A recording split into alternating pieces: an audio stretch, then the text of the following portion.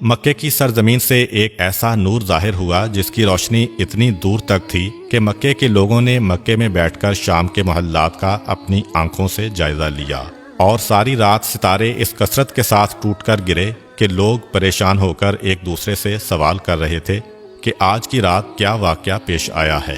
عمرو بن امیہ جو ایک مشہور کاہن تھا، اس سے لوگوں نے پوچھا کہ یہ ستارے مسلسل کیوں ٹوٹ رہے ہیں؟ اس نے کہا، وہ مشہور ستارے جن کی مدد سے لوگ راستہ معلوم کرتے ہیں، گرمی اور سردی کے حالات پتہ چلتے ہیں، جا کر دیکھو، اگر وہ ستارے ٹوٹے ہیں تو سمجھ لینا کہ یہ رات اس کائنات کی آخری رات ہے، کیونکہ یہ قیامت کی نشانی ہے، اور اگر وہ ستارے اپنی جگہ پر باقی ہیں اور دوسرے ستارے ٹوٹ رہے ہیں تو سمجھ لینا کہ آج دنیا میں کوئی بہت عجیب و غریب واقعہ پیش آیا ہے۔ جب لوگوں نے دیکھا کہ وہ مشہور ستارے اپنی جگہ پر قائم ہیں تو انہیں یقین ہو گیا کہ آج کی رات کوئی نہ کوئی عظیم واقعہ پیش آیا ہے۔ تاریخ یہ بھی بتاتی ہے کہ آسمان سے ملائکہ کی ٹولیاں تسبیح و تقدیس کے گیت گاتی ہوئی زمین کی جانب آ رہی تھیں۔ ان غیر معمولی واقعات کو دیکھ کر جہاں انسان حیران تھے، وہاں شیطان بھی پریشانی اور حیرت میں مبتلا تھا۔ اس نے اپنے چیلوں کو جمع کیا اور ان سے کہا کہ پتہ کرو ماجرا کیا ہے۔ شیطان کے چیلوں نے ساری دنیا گھومی اور صبح کے وقت ناکام واپس لوٹے، اور شیطان کو بتایا کہ انہیں کچھ پتہ نہیں چل سکا۔ اس کے بعد شیطان نے خود نکلنے کا فیصلہ کیا اور سوچا کہ آسمان پر جا کر دیکھتا ہوں کہ فرشتوں میں کیا بات چل رہی ہے۔ اس وقت شیطان کو چوتھے آسمان تک کی رسائی حاصل تھی، لیکن آج چوتھا آسمان تو کیا، پہلے آسمان پر ہی فرشتوں نے اسے روک لیا اور آتشی ہتھیاروں سے اسے بھگا دیا۔ اس کے بعد شیطان زمین کی سیر کے لیے نکلا اور حرم کی سرزمین میں داخل ہونے کی کوشش کی، لیکن وہاں بھی فرشتوں نے اسے روک لیا۔ اس کے بعد وہ مکے کی پچھلی جانب جبل نور پر پہنچا، جہاں غار حرا ہے اور جہاں حضور اکرم صلی اللہ علیہ وآلہ وسلم پر پہلی وحی نازل ہوئی تھی۔ وہاں اس نے اپنے آپ کو ایک چھوٹی سی چڑیا کے روپ میں تبدیل کیا اور پھر حرم میں داخل ہونے کی کوشش کی۔ اس مرتبہ حضرت جبرائیل علیہ السلام نے اسے پہچان لیا اور اسے وہاں سے بھگا دیا۔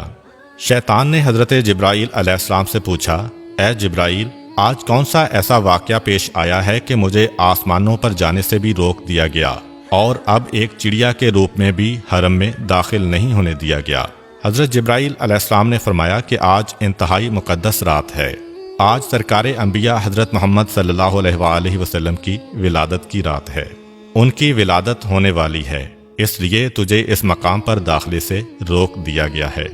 شیطان نے حضرت جبرائیل علیہ السلام سے پوچھا کہ اے جبرائیل، یہ تو بتا دو کہ اس پیدا ہونے والے بچے پر میرا کوئی بس چلے گا کہ نہیں، میں انہیں بہکا سکوں گا کہ نہیں؟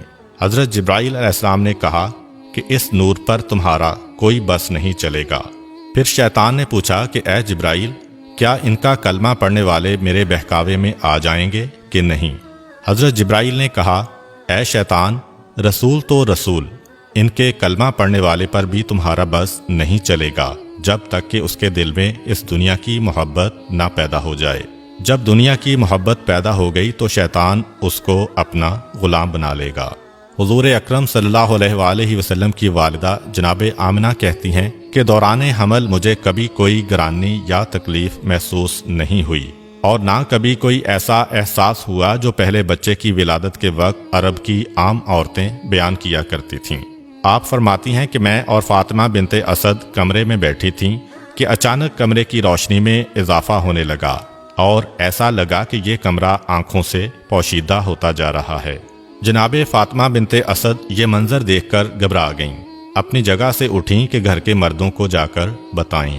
حضرت ابو طالب کو آواز دی اور جو دیکھا تھا وہ بیان کیا۔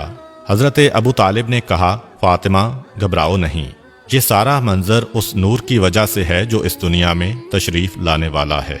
حضرت آمنہ کہتی ہیں کہ ادھر حضرت فاطمہ بنت اسد باہر نکلیں، ادھر ایک سفید پرندہ نظر آنے لگا۔ عجیب بات یہ ہے کہ مکان کی چھت بھی غائب ہو گئی ہے اور ہر طرف اس قدر نور ہے کہ جس نے میرے ارد گرد کی تمام چیزوں کو پوشیدہ کر دیا ہے، اور اب میں گویا 7ویں آسمان تک کا مشاہدہ کر رہی ہوں۔ جناب آمنہ کہتی ہیں کہ اس وقت ایک سفید پرندہ آیا، اس نے اپنے جسم کو میری پیشانی سے مس کیا